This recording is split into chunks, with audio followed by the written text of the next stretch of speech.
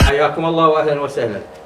ضمن برنامج مضايف اهلنا ستكون حلقتنا هذا اليوم في لقاء مع الشيخ العقيد المتقاعد كريم كاظم يزد، احد شيوخ عشائر آل بطويل الصويلات قبيلة بني سعيد، حول عدد من النقاط التي تخص الواقع العشائري في المنطقة الجنوبية وعدد من النقاط الأخرى. حياك الله شيخنا واهلا وسهلا. حياكم الله واهلا وسهلا بكم ورحب بكم.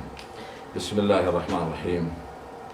الحمد لله رب العالمين، والصلاة والسلام على أشرف الخلق والمرسلين محمد وعلى آله الطيبين الطاهرين. اللهم صل على اللهم صل على. نرحب بكم أجمل ترحيب وأهلا وسهلا بكم في بيتكم. حياك الله. أبو علي، نبذة مختصرة عن عشائر آل بطويل، يعني حمايلها، مثلا ايش قد عدد افراد العشيره مثلا. نعم. تعتبر عشيرة آل بطويل احد العشائر الرئيسيه في عشائر من عشائر قبيله بني سعيد. وعشيره آل بطويل تعدادها اكثر من 10,000 نفر. ومتوزعه في محافظات متعدده. في كما تعلم في الدواير والرفاعي، في دقار، وفي اماكن اخرى محافظه دقار، وفي البصره، وفي بغداد، وفي محافظات عراقيه كثيره. وتتكون عشائر آل بطويل من عده عشائر او حمائل. 6 حمائل رئيسيه تتكون منها عشيرة آل بطويل، وهي آل روضان، وآل الضية، وآل مغامس، وآل سعد، والصويلات، وآل عجاز. وكل حمول من هذا تنقسم إلى مجامع. والشيخ العام لعشيرة آل بطويل الشيخ علوان الخير الله العلي، وهو شيخ قديم وأب عن جد، وهو أعلن بذلك، ويعاونه الشيخ ابن أخيه الشيخ جاسم الشعلان الخير الله. أصل عشيرة آل بطويل، جد عشيرة آل بطويل هو سعد الطويل، ويلقب بسعد الطويل لطول قامته. وهو سعد الطويل ابن أمريان، ابن جميل، ابن منصور، ابن صعب، ابن شمردن، العائد إلى عشائر الندى بني جميل سابقا. زين يا ابو علي، يعني هي هسه عشائر آل بطويل. آل بطويل يعني جدكم يعني سبب طول قامه طول، نسبة إلى سعد اسمه سعد، ولقب ابو طويل لطول قامته. سعد الطويل ابن مريان. نعم. ابو علي، الصفات اللي يتصف بها اي شيخ عشيره على مستوى المنطقة الجنوبية وغيرها، شنو الصفات اللي تخلي شيخ العشيرة قريب إلى قلوب الناس أو إلى قلوب عشيرته وربعه؟ والله بالصراحة أهم شيء هي أن تتوفر العدالة والمصداقية والتعامل الحسن. الإنسان إيش ما يكون صادق مع نفسه أو صادق مع جماعته، يكون أقرب إلى قلوب أكيد عشيرته. أنا باعتقادي هذا هو، مهما تعددت الأقاويل والأسباب، فيكون الإنسان صادق وملتزم، وعدم اللجوء إلى الأمور الأخرى التي تسيء إلى العشيرة، ويسهر الليل والنهار في سبيل حل المشاكل إذا حدثت مشاكل بين عشيرته. هذا هو المطلوب، وتوخي العدالة في كل شيء. أكيد. سابقا نسمع بالنهاوي العشائرية، يعني هذا ابن العم ينهى على بنت عمه، لكن يعني حديثا خلال هذه الفترة الماضية نلاحظ هناك نهاوى على المشاريع الخدمية من قبل بعض العشائر، واحنا نسمع العشائر العراقية هي أصل الكرم والشهامة والشيمة والعزوبية. والله هذا الشيء فعلا يعني هاي شغله نقدر نقول مضحكه. كان قبل اذا تصير حاله نهوت على كان الولد ينهى على بتعمل خصوص الزواج. صحيح. فالإنسان عندما تحدث هذه الحالة يروح يلجأ للدولة. نعم. لينال هذه تتبع الإجراءات القانونية بحق الناهي. لكن حاليا في الوقت الحاضر للأسف الشديد اكو ظاهرة مؤسفة انه بعض العشائر او بعض الاشخاص يأتي الى المسؤول في الدولة وينهى بخصوص مشروع خدمي يخدم الناس. اكيد. فهذه بعد عليكم انتم كاعلاميين شلون تحلونها؟ بيا خانة تخلونها. نعم. بعد الامر متروك. نعم. ولا الخيرين ولا. صحيح. ففعلا طابة كبرى هاي لا يمكن تجاهل. نعم. ابو علي، في ظل دخول الانترنت والفيسبوك ومواقع التواصل الاجتماعي الى العراق بعد سقوط النظام البائد، هل اثرت يعني هذه المواقع وغيرها على مجتمعنا وبالخصوص على العشائر؟ يعني تاثير سلبي، تاثير ايجابي، شنو رايك يعني؟ والله بالنسبه للانترنت هي بحد ذاتها هي بيها سلبيات وبيها بيها ايجابيات. فالإنسان هو يتحكم بها وهو يقدر يحدد الخير من الشر. زي شنو تأثير فوائدها مثلا؟ فوائد هذه لا تخفى على حضرتك. نعم. والإنسان إذا يسيء باستخدامها ويلجأ إلى أساليب وفعلا حدثت مشاكل كثيرة بهذا الخصوص وحدوث حالات سلبية وتصير بها مشاكل وعطاوي وصور عشائرية لأنه يسيئون استخدامها وعدم استخدامها بالشكل الصحيح.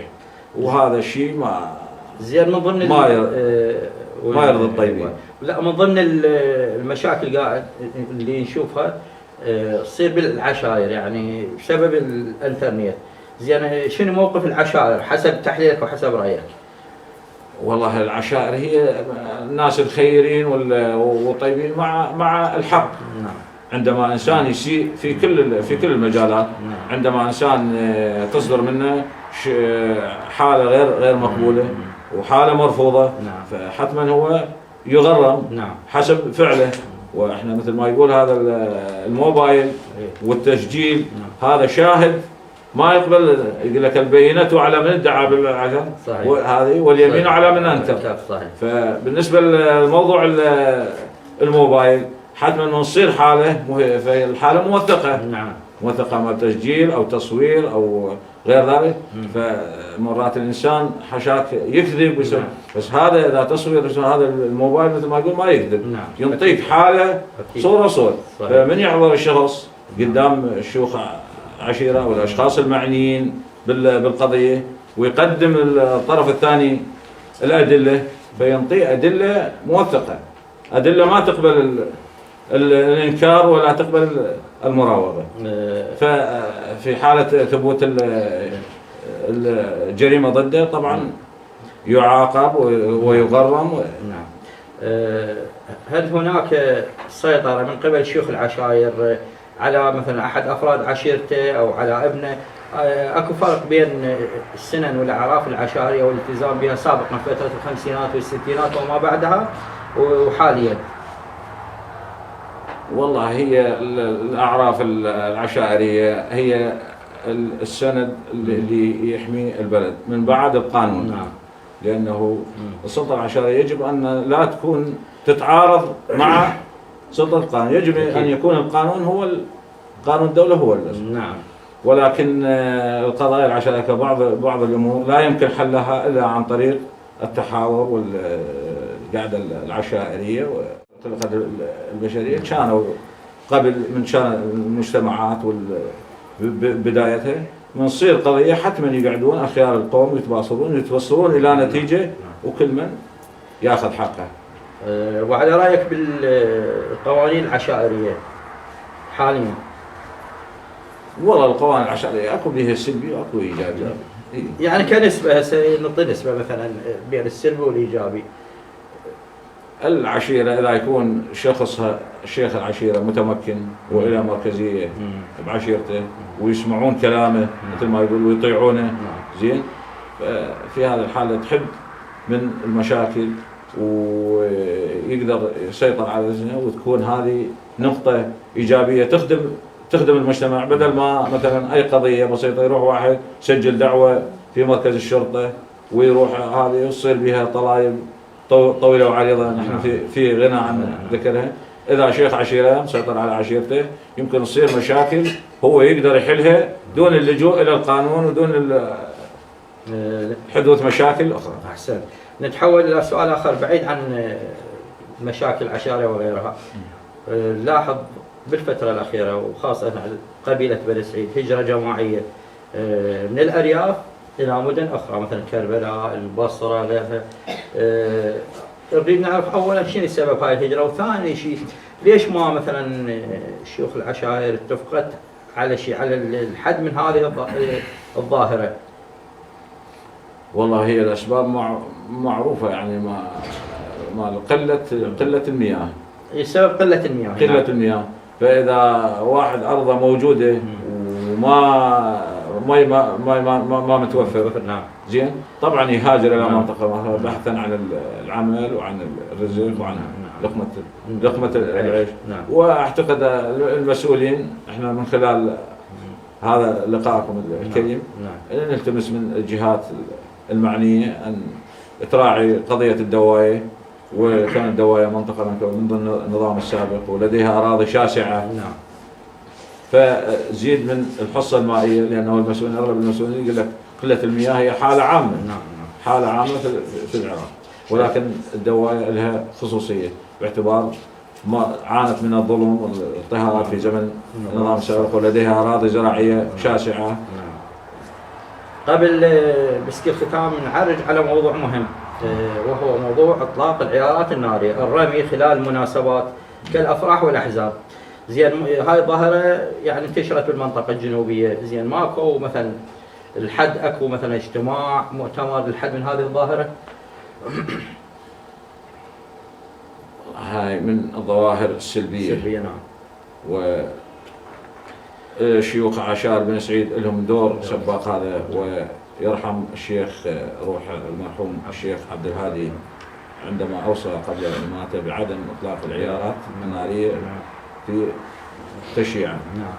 وهذه تحتسب في ميزان حسناته رحمه الله. واول شيء احنا قبل ما مثلا توصيات من الشيوخ هي المرجعيه اكدت على هذا الشيء وحرمت هذا الشيء.